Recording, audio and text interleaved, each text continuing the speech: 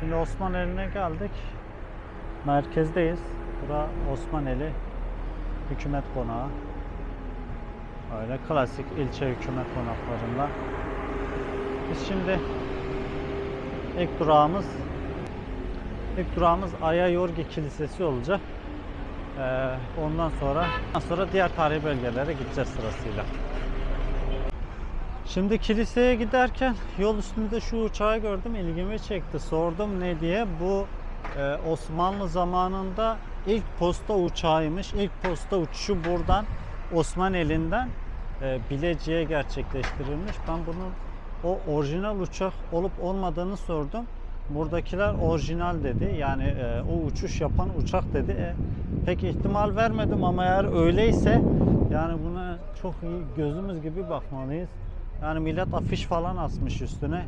Eğer orijinal uçaksa gerçekten şurada çürüyor yani, yazık. İşte biz şimdi Aya Yorgi Kilisesi'ne doğru yola çıktık, gidiyoruz. Evet, kısa bir yürüyüşün ardından, yaklaşık 5 dakikalık bir yürüyüşün ardından Aya Yorgi Kilisesi'ne gelmiş bulundum. Yalnız bir şey söyleyeyim mi? İhtişamlı bir şey, büyük. Osmaneli tabii çok zengin bir tarihe sahip. Medeniyetin izlerini görebiliyoruz. Şu anda da gördüğümüz Aya Yorgi Kilisesi hakikaten mükemmel bir tarihin izi. Bu kilisenin bulunduğu bölge Antik Çağlar döneminde tapınaklar bölgesiymiş burası. Sonra Hristiyanlık döneminde kiliseler yapılmaya başlanmış. En son var olan kilise 1870 yılında büyük bir yangında hasar görmüş. Hasar gören kilisenin üzerine bu mevcut gördüğünüz kilise inşa edilmiş. Tabi belli bir dönem kullanılmadığı için bir harabeye dönmüş şu anda. Yani keşke Turizm Bakanlığı burayı bir restore etse. Ne kadar güzel olur değil mi? Ortodokslar için önemli bir kilise burası. Yalnız şu duvarlara bakın ya. Harika. Kentin ortasında dev bir kilise.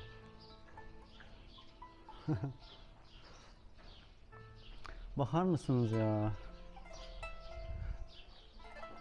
Tamamen kilisenin temelleri, direkleri ayakta.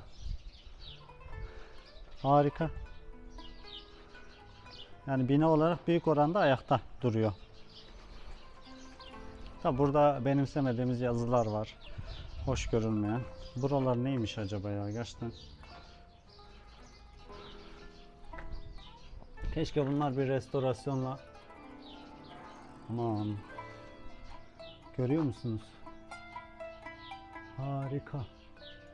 Ya ana hatları duruyor. Çok ihtişamlı bir kilise ya.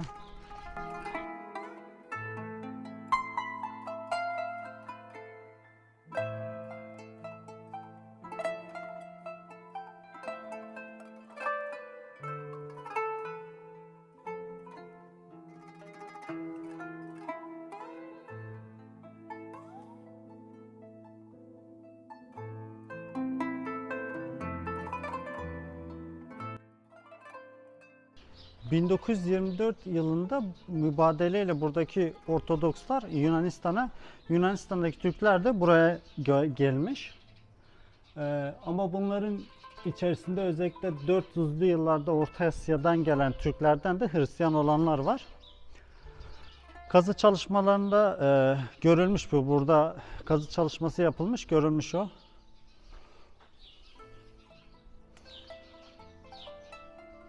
Daha sonra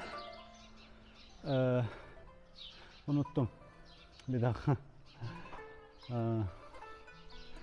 1924'te mübadele sırasında bunlar da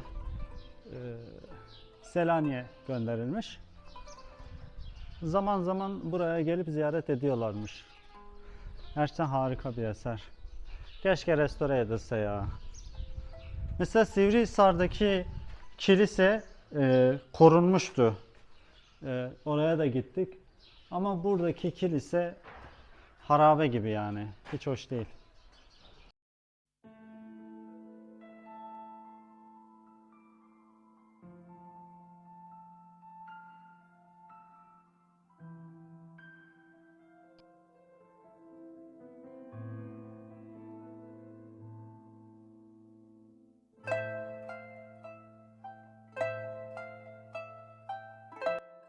Yani yazık, gerçekten bilerek hasar verilmiş.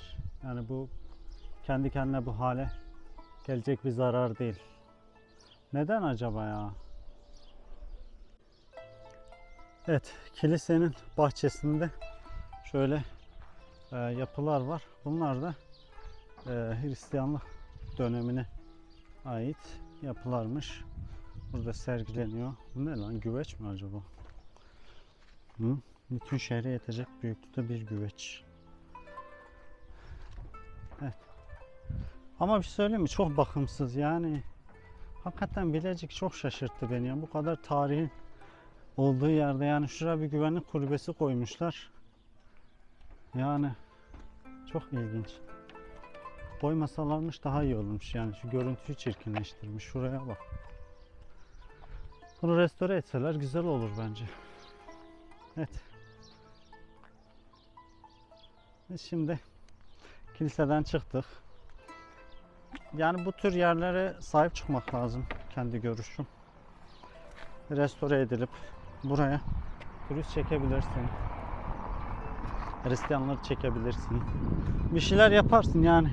Yapmak istedikten sonra yapılacak çok şey var ama neyse, biz gezmeye devam edelim. Şimdi kaymakamlığın hemen yanında şöyle bir park var. Şehit Ahmet Durgun Parkı. Buranın döneri çok meşhur dediler. Bir de şey varmış burada. Ayva lokumunu satan bir yer varmış. Bunu bir denemek için geldim. Bir deneyelim bakalım.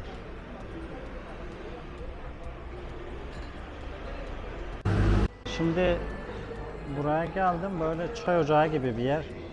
Garip bir yer. Çay ocağı mı, kafe mi belli değil. Çay ocağı ama yiyecek şeyler de satıyor. İnsanlar oturmuş. Bir ilçe çay bahçesi. Şimdi biz buranın döneri çok meşhurmuş. Bir yarım porsiyon istedim sadece tadına bakmak için. Bakalım nasılmış, gelsin yorumlayalım. Şimdi siparişim geldi. Bu yarım porsiyon oluyor. Yanında soğan, domates getirmişler. Ayran ve acı biber. Yemek yerken yanıma misafir geldi. İsmi Kadir'miş. Kadir, el salla bakayım. Sana yenisini getirsin. Yakışıklı. Ne oldu? Hadi ya.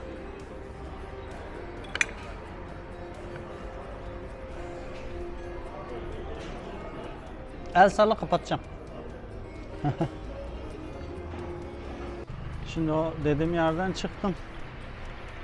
Valla kokusu falan güzeldi ama dönerin tadı hiç yoktu ya. Tavsiye etmem.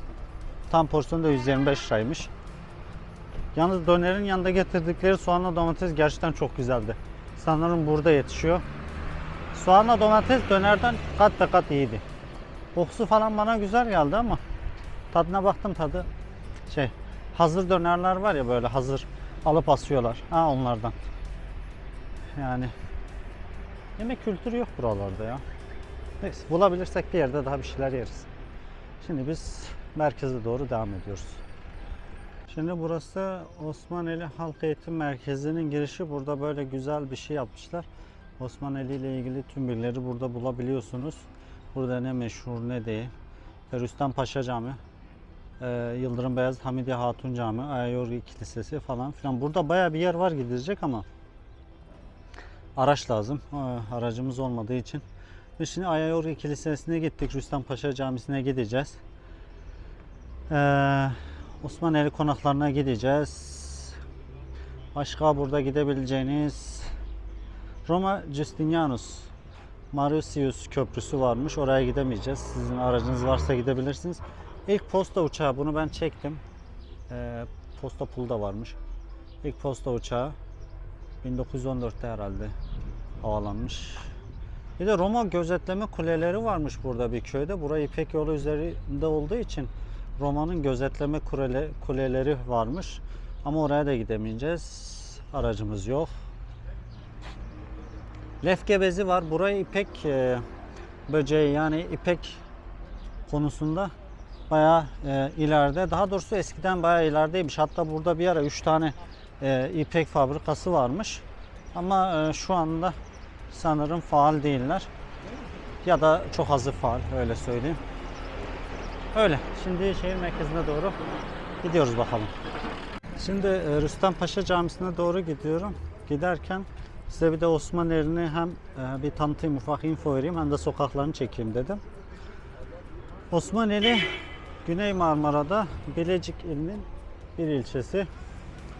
Kuzeyde Sakarya Pamukova, kuzeydoğuda Sakarya Geyve, güneydoğuda Gölpazarı, güneyde merkez ilçe, batıda Yenişehir, Bursa Yenişehir, kuzeybatıda Bursa'nın İznik ilçeleriyle çevrili. İstanbul'a 200 kilometre, Bursa'ya 107 kilometre, Adapazarı'na 70 kilometre ve Eskişehir'e 120 kilometre uzaklıkta. Geçmişi milattan önce 1000 yılından kalma Trak mezarı karıntısı kadar uzanan Osmaneli, 1308 yılında Osmanlı topraklarına katılmış bir Anadolu ilçesi. Evliya Çelebi'nin seyahatnamesinde bahsettiği üzere ayvası, karpuzu ve zeytini başta olmak üzere birçok tarım ürünü meşhurdur. Osmaneli'nin bilinen ilk adı Anadolu'nun ilk yerleşik halklarından Nuvilerin dilinde yakınından geçen Göksu çayından esinlenilerek ilk çağda Mela ya da Galas olarak anılıyor. Bu nedenle olsa gerek bilinen ilk adı Melavana'dır. Mela halkının kenti anlamına geliyor. 1308 yılında fethedilerek Osmanlı topraklarına katılmış. 1913 yılında Osmaneli adını almış. 30 Nisan 1926 tarihinde Bilecik iline bağlı bir ilçe olmuş. Osmaneli, İstanbul-Hicaz Demiryolu'nun geçtiği ilçelerden biridir. 1926 yılındaki mübadeleye kadar bölgede Rumlar yaşamış. Rum kültüründen bugüne ulaşan en kalıcı örnek Ayayorgi Kilisesi kalıntısıdır. Yine 1970'li yıllara kadar Rum ailelerce işletmecilik bazında ipek imalatı yapılmış. Böyle geçmişi olan bir ilçemiz. Şu sokak çok güzelmiş yalnız. Bir daha çekeyim. Oh, çok güzel bir sokak. Evet. Şurası da o sokağın devamı. Nereden gidelim? Bence şuradan devam edelim. Dostlar kahvesi. Bizim de bir ara bir kahvemiz vardı. Adı Dostlar'dı. Aynısı bak. Aynısı. Böyle bir şey vardı. Soba vardı içinde. Ben şimdi çocukluğuma gittim. Ne çalışırdık be. Vallahi içeriği bir çekeyim be. Yemin ediyorum çocukluğuma gittim. Aynı bizim kahve. Vallahi iyi çalışıyorduk ya. Ocak. Arka taraf ne güzelmiş ya. Bakayım ne var şurada. Kolay gelsin. Çok güzel oturacak yer var. Kolay gelsin. Evet. Çocukluğuma gittim. İyi çay dağıtırdık. Karşıda Balaban lokantası varmış. Burada meşhurmuş. Bakalım ne var burada.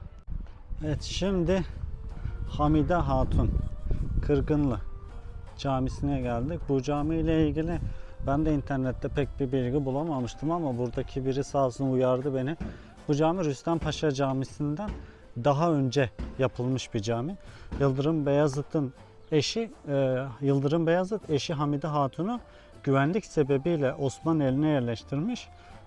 Hamide Hatun da Şaban ayı ile birlikte burada bir cami yapımına başlamış. Caminin bitişini görmeden vefat etmiş ikisi de. Cami daha sonra 1550 yılında Rüstem Paşa Camisi'nin inşaatından kalanlarla yapılmış. O yüzden buraya Kırgınlı ya da Kırgıllı artık neyse cami diyorlarmış. Böyle bir şey de duydum. Yani Rüstem Paşa Camisi'nden aslında daha eski bir cami. Zaten burası eski bir yerleşim yeri. Şu evleri görüyorsunuz muhtemelen. Evler eski. Bu evlerin de bir hikayesi varmış. Burada bildiğiniz gibi ipek böceği ipek üretimi yapılıyormuş. Bu evlerin 2. ve 3. katını bu ipek böceklerini herhalde seriyorlarmış böyle. Ben tam detaylarını bilmemekle beraber. 2. ve 3. katı o ipek üretimi için kullanılıyormuş. Hemen burada da Hamide Hatun Kırgınlı ya da Yıldırım Bayezid Cami. Şimdi içine girelim isterseniz. Kırgıllı şurada yazıyor. 1402 yılında inşa edilmiş bu cami.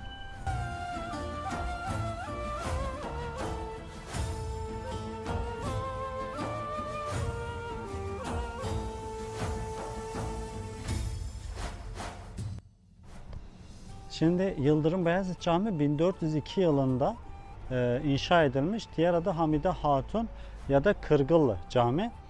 Geleneksel görüşe göre caminin Yıldırım Beyazıt döneminde yani 1389-1403 yılında yapıldığı iddia edilmekte. Osmanlı Devleti hükümdarı Yıldırım Beyazıt, Timur İmparatorluğu'nun hanı Timur ile 1402 yılında yaptığı Ankara Savaşı öncesi eşlerinden Hamide Hatun'u güvenlik nedeniyle Osmaneli'ne yerleştirmiş. Osmaneli'nin önemli değeri olan bu eser aynı zamanda Yıldırım Bayezid Camii olarak da biliniyor. Hamide Hatun ve Şaban Ağa tarafından inşaatı devam ettirilmiş bu caminin. Bu iki kişinin ölümleri üzerine Hacı Mustafa Ağa tarafından tamamlanmış bu cami. Tabi cami birçok kez yangın ve doğal afetler nedeniyle bakım ve onarım görmüş. Caminin 1550 yıllarında yapılan restorasyonunda Rüstem Paşa Camisi'nin inşaatından arta kalan malzemeler kullanılmış. Bu nedenle halk arasında camiye Kırgıllı yani kırıklardan, artıklardan yapılmış cami denmeye başlamış. 2018 yılında restorasyon görmüş bu camimiz.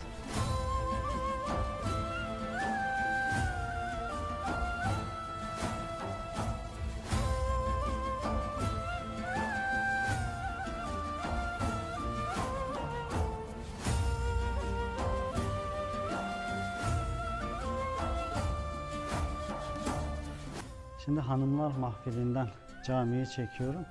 Yalnız tavan işlemeciliği harika. Orijinal olup olmadığını bilmiyorum ama orijinal olması kuvvetle muhtemel. Şöyle göstereyim. Hanımlar mahfili sonradan eklenmiş. O çok belli oluyor. Ama cami gerçekten harika. Rüstem Paşa Camisi'nden daha önce inşaatına başlanmış. Hamide Hatun, Yıldırım Beyazıt'ın eşi Hamide Hatun. Burayı inşa ettirmek için inşa ettirmeye başlamış diyeyim. Şimdi biz Rüstem Paşa Camisi'ne doğru gidelim. Burayı birçok yerde, burayla ilgili neredeyse hemen hemen hiç bilgi bulamadım. İnternette biraz zor birkaç yerden birkaç kişi buldum. Burada yaşlı amcalar vardı, onlara sordum. Neden buraya atlamışlar merak ettim açıkçası. Yani daha Rüstem Paşa Camisi'nden daha eski bir cami olmasına rağmen neden ilgi görmemiş merak ettim. Camimizde bir yaşlı amcamız var. Kur'an okuyacakmış. Amca el sallar mısın? El sallar mısın? El salla el. Adın ne senin? Hadi görüşürüz İlyas amca. Bize de dua et, tamam mı? Pazar günü bizim Açıklar köyünde patates pilav var. Pazar günü. Pazar günü. Ah amcacığım, vaktim olsaydı da gelseydim. Caminin böyle fotoğraf çeksen. Ha. Hani ne güzel. Ta yeni oldu. Arkamı açılmış olacak. Amcacığım vakit olursa geliriz, tamam mı? Hadi görüşürüz. Şu yukarıdan Açıklar köyü. Tamam. Hadi görüşürüz. Pilav oldu. Allah'a emanet ol. İnşallah. Hani ne güzel süs yaptılar. Osmanlı yapılacak. Allah Allah. Ha. Yeni mi yaptılar? Yeni yaptılar. Tamam. Nasip olursa oraya da geliriz. İnşallah. Hadi görüşürüz. Nasip olursa gelirim.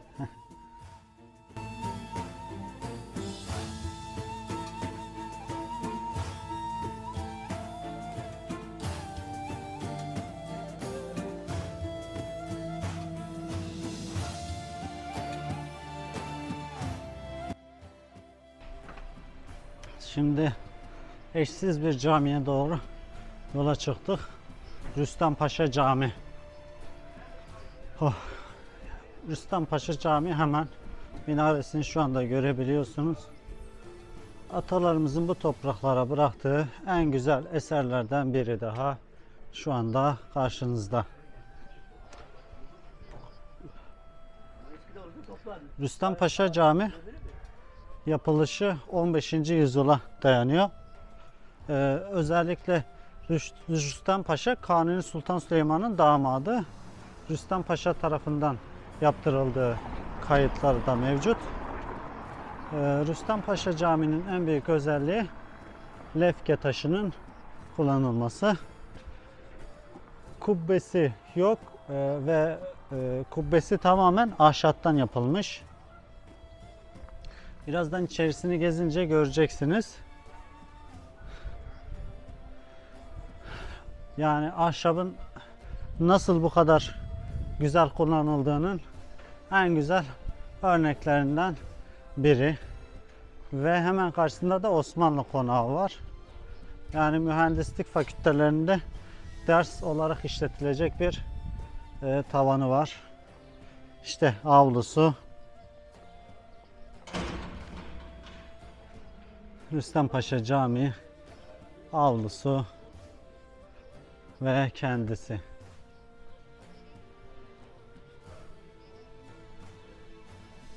Şehrin merkezine bir güneş gibi doğuyor. Harika cami. Evet. Şimdi bir de içine bakalım. Hemen karşısında da bir konak var. Şu anda konuk evi olarak kullanılıyor. Bu cami Kanuni Sultan Süleyman'ın damadı Sadrazam Rüstem Paşa tarafından yaptırılmaya başlamış. Ancak inşaat devam ederken vefatı üzerine minaresi ve çatısı cariyesi tarafından tamamlanmıştır. Eserin mimarı Mimar Sinan'ın kalfası Yüzgeç Mehmet Paşa'dır. Kare planı üzerine sıra moloz duvar tekniğiyle yapılmıştır.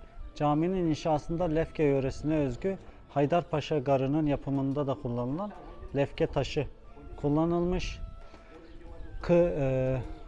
Kırma çatılı ulu camidir. Çatısı ahşapla bezenmiş ve mimari anlamda kırlangıç tekniğinde kurulmuştur. Ahşap tavan o günden bugüne özgünlüğünü korumakta. Caminin iç mekan süslemeleri bir hayli ilgi çekicidir. Kur'an-ı Kerim'de yer alan Fetih Suresi caminin üç tarafına süslemeli bir şekilde işlenmiş. Ayrıca kıble duvarında yer alan ve 17. yüzyıla tarihlenen çini pano ilgi çeken diğer önemli süslemelerdendir. Kare kaide üzerine yükselen minaresi ise yine lefke taşından yapılmıştır. 1542 yılında yapılan cami 1779 yılında Keskinzade Elhaç Ali Ağa tarafından tamir ve onarımdan geçirilmiştir. Cumhuriyet döneminde bir takım restorasyon çalışmalarından geçen caminin özgün yapısının korunmasına dikkat edilmiştir.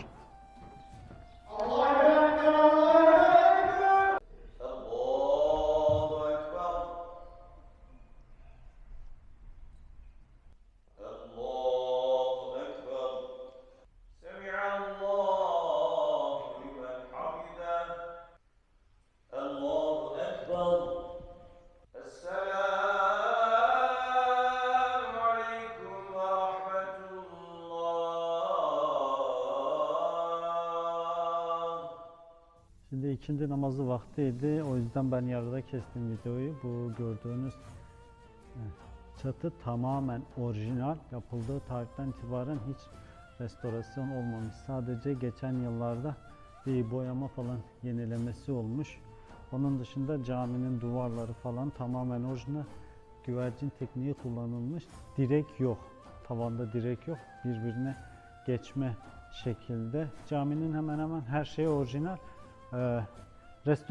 Restorasyon olmuş ama bu duvardaki yazılar falan filan hep orijinaline sadık kalınarak yenilenmiş. Yani sonradan eklenen bir şey yok. Kadınlar mahfilinin altındaki çatı, altındaki tavan, her şey orijinal burada.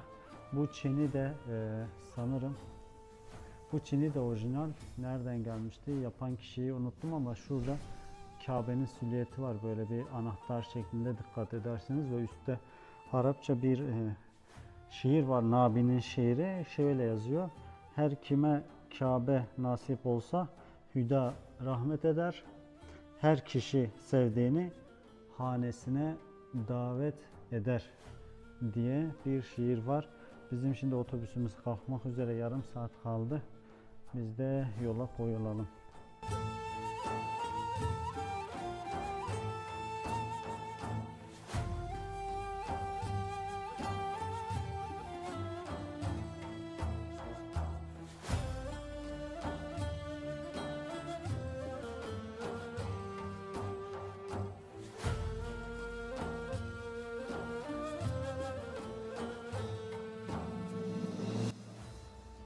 camiden çıktım. Burada 2 tane de kitabı var. Ben şöyle yaklaştırayım.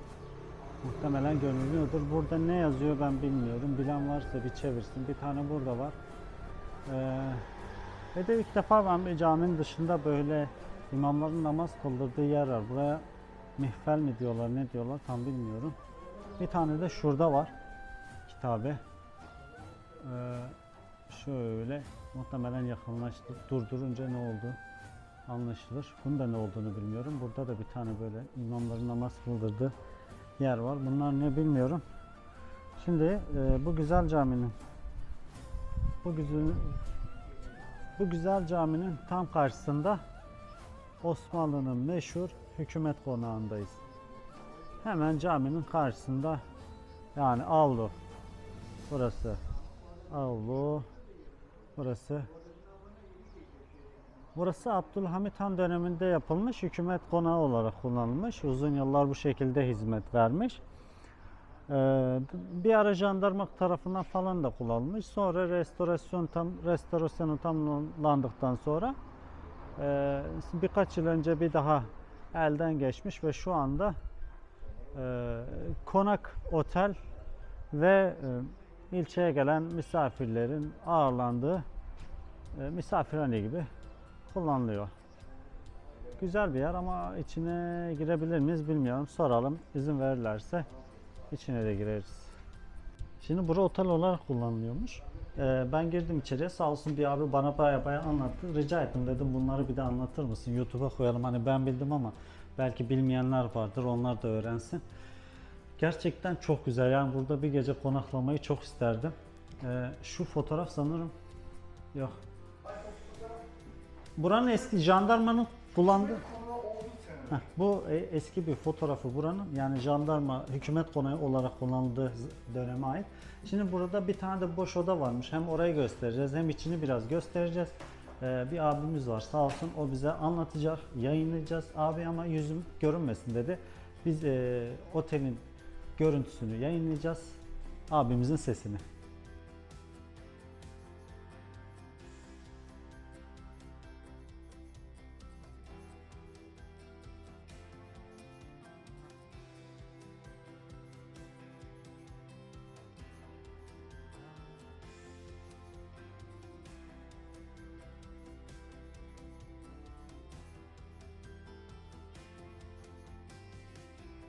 Burada restore edilmiş sanırım değil mi? Bu bina farkıyla tam köşesine sizin girdiğiniz yer. Ha tamam, bu bina tamam. Aynen. Şurası çökme yapmış. Burada aynı şekilde işte dökülmeler, çökmeler falan var. Bunun yılı belli mi? Yan tarafa. Yok kaç yılında bu fotoğraf kaç yılında çekilmiş? Ona takribi tam bilmiyorum, yalan söylemeyeyim. Şöyle alayım. Şimdi sen bize anlat hocam. Oteller, odalar, bazı odalarda çift yatak var. Bazılarında yani bir çift, bir tek yatak var. Bazılarında 2 tane tek yatak var.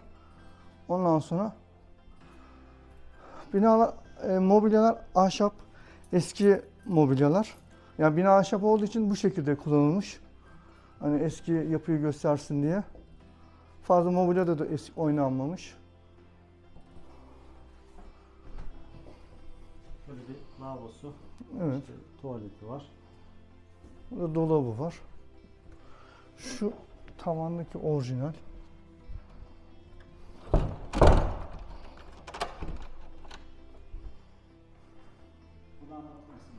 Bunun tam tarihini bilmiyorum. Binayla beraber yapılmış. Kim tarafından yapıldığı kesin net bir bilgim yok. İşleme orijinal, yani bu oteli yapan kişi anladığım kadarıyla gruptan olan bir kişi yapmış. Ama tarih veya yıl kesin net bilgim yok. Yanlış bir bilgi vermek istemiyorum. Kaç oda var? 10 oda var. Kaç yatak var her odada? Bazılarında çift kişi, bazılarında tek yatak var. 3, 5, 6, 7, 8,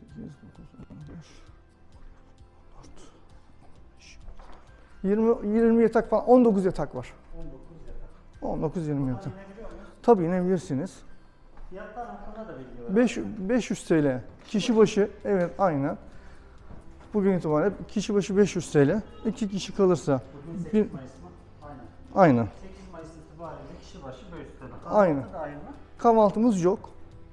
Belki ileriki zamanlarda belki olabilir. Belediyenin düzenleme yapabilir. Kesin net bilgimiz yok şu anlık. Burası mutfağa bakıyor. Eskiden burada lavabo olarak kullanılıyormuş tam köşesi. Ama şu an kullanılmıyor. İptal olmuş. Burada mutfak var. Burada otelin çarşafları, yorganları var. Ama çok güzel ya. Teşekkür ederim. Çok yardımcı oldun hocam. Ben teşekkür Çok ederim. anlayışlısın. Ben buraya kadar gelmişken burayı da görmek iyi oldu. Şu karşıdaki camiyi de gördük. Cami çok eski. Osmanlı'nın en eski camisi. Ama burası çok güzel. Yani şurada oturup bir kahvaltı yapmak isterdim açıkçası. Kapılar orijinal. Ta eskilerden yani. Öyle mi? O fotoğraflarda gördüğünüz kapılar yani. Bak orijinalmiş. Ama ben Başka teşekkür söyleyeceğiniz ederim. Bir şey var mı kapat? Yok canınız sağ olun. Burada oturup bir kahvaltı yapmak var. Böyle sırada çok pahalı değil yani.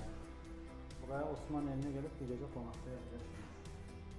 Odalarımız yani tabi düzenleme olacak illa. Güzel. Böyle farklı bir havası var. Teşekkür ederim tekrardan. Ben teşekkür ederim.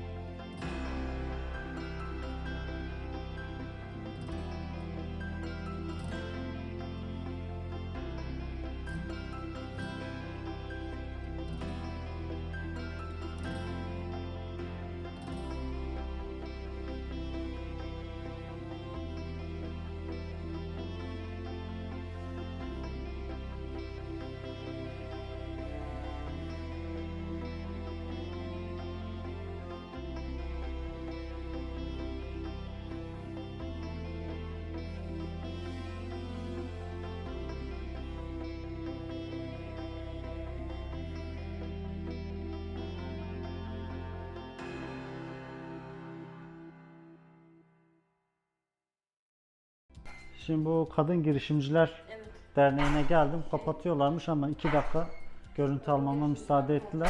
Burada işledikleri %100 pamukmuş. Ha, teyzem mesela işliyor şu anda. Makine yok. Şu içeride de var herhalde. Evet, orada da aynı yine ürün. Bunları işleyip satıyorsunuz sanırım. Evet, biz kendimiz yapıyoruz. Yapıyoruz üstünde, baharında. Peki bu %100 pamuksa bunu niye lefke diyorlar onu anlamadım ben. Ha, lefke buranın eski ismi olduğu için lefke bezi diyorlar. Bunlar da sandıklardan çıkan ürünleri biz gündeme getirdik. Tamam. O yüzden. Osmanlı'nın eski ismi lefke olduğu için lefke diyorlarmış. Lefke bezi. Lefke bezi diyorlarmış. Burada ipek böcekçiliği de yapılıyormuş herhalde. Evet, bu konakta da yapılmış, üst katta falan. Öyle mi? Ama şu anda yapılmıyor sanırım. Tamam. Teşekkür ettim. Sağ olun. Teşekkür ederiz. Bir tane de ayva lokumu aldık. Şurada bir yer var böyle yemek yiyebileceğiniz falan ama Osmanlı mutfağı diye bir yer var. Burası da kapalıymış. Sordum. Uzun bir süre açılmayabilir dediler. Bilmiyorum, belki bazı problemler vardır. Evet. Burası Kadın Girişimciler Derneği çarşısı gibi bir şey ama kapalı. Ya ben geç geldim ya da şu anda bu şekilde kullanılmıyor gibi bir şey. Neyse. Şimdi gidelim. Geç kaldık çünkü. Otobüs 5 dakika içinde kalkacak. Umarım yetişiriz. Evet, şurası. Kadın Girişimcileri Kooperatifi. Şuradan gidelim bakalım. Lokum güzelmiş ama. Evet, Osman elinden döndük. Son anda yetiştim yani. Tam minibüs çıkarken yetiştim. Bir de son minibüsmüş. Neyse, Sakarya'ya her 2 saatte bir varmış. Yani saat örneğin 9'da oradan geliyorsa 11'de buradan dönüyormuş Osmaneli'ne. En azından Sakarya'dan izleyen varsa bilgisi olsun. Valla Osmaneli güzeldi. Beğendim. Oranın belediye başkanı oradaki tarihi evleri aynı Odunpazarı, Sivrihisar'daki gibi onarmaya başlamış. Güzel bir çalışma. Tebrik ederim kendisini. Umarım devamı gelir ve daha iyi şeyler yaparlar. 2 gün boyunca Bilecik'teydik. Şimdi Bilecik hakkında genel görüşümü söyleyeyim. Bir defa kesin gitmeniz gereken 2 yer var bence. Söğüt ve Osmaneli. Bu 2 ilçe, Söğüt ve Osmaneli, hakikaten çok güzeldi. Özellikle Söğüt. Yani 4 yere gittik 2 günde. Osmaneli, Söğüt, Bilecik ve Bozüyük. Bunlardan en güzeli 1'e Söğüt. Bismillah, ne oluyor ya? 1'e Söğüt'ü yazarım. 2'ye Osmaneli'ni yazarım. 3'e Bilecik, 4'e Bozüyük. Bozüyük bu ilçelerin hepsinden daha çok gelişmiş. Ben gezilebilecek yerler anlamında söylüyorum. Yoksa Bozüyük Bilecik'ten daha büyük. Hatta bu üç saydığım yerden belki daha büyük bir yer. Neyse. Söğüt gerçekten çok güzeldi. Zaten Osmanlı'nın kurulduğu yer. Osmanlı'nın kuruluş tohumlarını attığı bir yer. Ondan sonra Osmaneli. Osmaneli'de gördük, kilise falan vardı. Bayağı orada Rumlar falan da yaşamış beraber. 1 Söğüt, 2 Osmaneli dedik. Bir de Söğüt çok şeydi, çok bakımsızdı. Yani Söğüt'te zaten Söğüt videosunu izlediyseniz görürsünüz. Yani hakikaten orada kaymakamlık yapan, belediye başkanlığı yapan adamın utanması lazım yani. O koltukları, o makamları hak etmiyorlar. Ya leş gibi ya. Abdülhamit'in yaptırdığı caminin yanında bir abdest alayım dedim. Namaz kılacaktım. Yani oraya girince midem bulandı. O kadar iğrençti, o kadar kötüydü ki. Ondan sonra Ertuğrul Gazi'nin türbesinin hemen altında bir lavabo var abdest almak için. Yani leş böyle hayvan bağlasan durmaz. Yani bu da demek oluyor ki oranın belediye başkanı, oranın kaymakamı halkın içinde değil. Yani pek halkın içine çıkmıyor günde. Yani arabanız varsa aslında 1 gün bile yeter bu 4 yer için. Yani ilk önce Bozüyük, sonra Söğüt, sonra Bilecik, sonra Osmaneli yapıp dönebilirsiniz şahsi aracınız varsa. Araçsız ancak bu kadar oluyor açıkçası. Araçsız çok sıkıntı gerçekten. Çünkü bir yerden bir yere gidince rahat gidemiyorsun. Otobüs saatlerini kaçırma ihtimalin var. Saatleri tam bulamıyorsun. Otogara gitmen lazım. Otogarın telefon numarası yok. Yani her şey sıkıntı oluyor.